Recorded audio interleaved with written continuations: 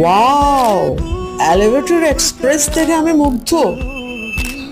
দুর্দান্ত একটা জায়গা করেছে, পুরো চট্টগ্রামকে দেখা যায়। আমার তো যে কথা সে কাজ, কে যাবে না যাবে না ভেবে চলে গেলাম ট্যাক্সি নিয়ে। ট্যাক্সি ভাইও বোধহয় আমার এই পাগলামি দেখে ভাবছিল এরা আসলে মাথাটা পাগলই হয়ে গেছে। আসলে আমি এই আকাশ দেখে উফ, কি যে দুর্দান্ত দৃশ্য!